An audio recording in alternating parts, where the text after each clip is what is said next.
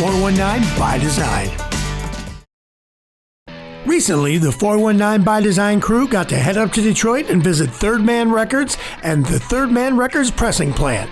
Third Man co-owner Ben Blackwell took us on a tour. Take us on a tour of the facilities. Sure. Happily so. Let's do this. So here we are. Oh my God, you can't bring guys from Toledo anywhere, man.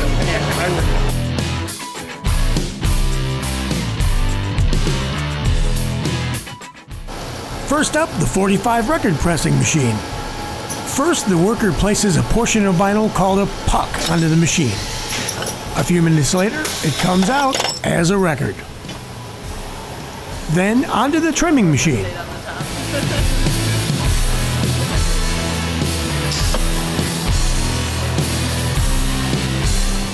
And there it is, a perfect 45 record.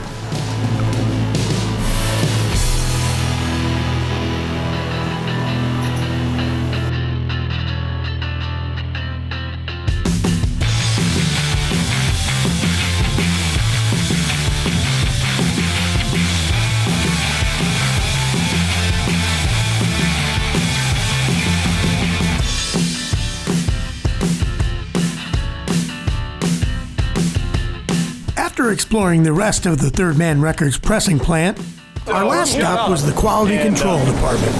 So, in addition to the audio listening to QC, we also do a very rigorous, solid visual QC. So what the testers here are looking for, they're looking for any visual anomaly. It might be a scuff on the grooves. It might be something as small as a little pin prick divot in the grooves that will definitely cause sound. So they're visually inspecting and then hand sleeving, and then it's all ready to be boxed up. This is in the build up to this plant. I went and visited a lot of the record pressing plants in America, probably about half a dozen record pressing plants. And the difference between the best record pressing plant and the worst pressing plant, how stringent and strict they are on their QC. We've had people from other plants come here and say, look through our reject file, flip through, they go in a garbage can. And I'd say, I would have put all these out. I would have shipped these off to a customer.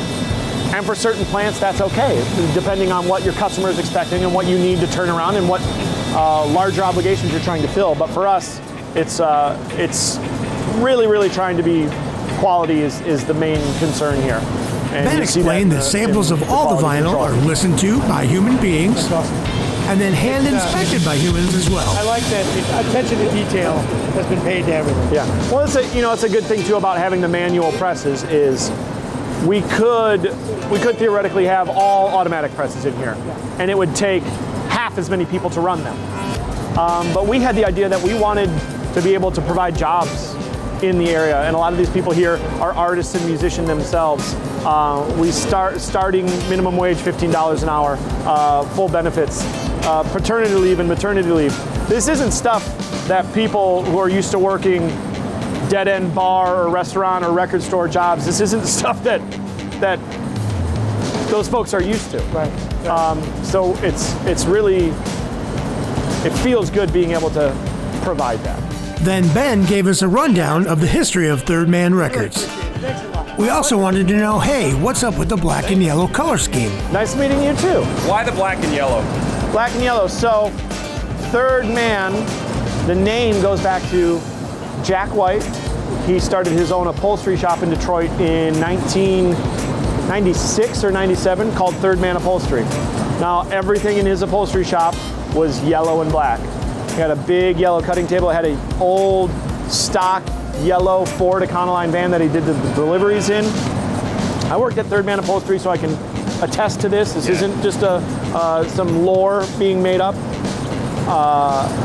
All of his tools were yellow and black Craftsman tools. So when it came time to start the record label, I said, well, and the slogan for Third Man Upholstery was, your furniture's not dead. So when it came time to start the record label, I said, well, let's call it Third Man Records, in a callback to his old upholstery shop. And let's say your turntable's not dead. That's the slogan for the company. And let's carry on the yellow and black aesthetic. to the label, the actual design of the label, and to also the uniforms that staff wear. So if you go to our headquarters down in Nashville or our plant here, everyone's wearing yellow or black. Then Ben discussed how Third Man Records fits in with the Detroit working class ethic.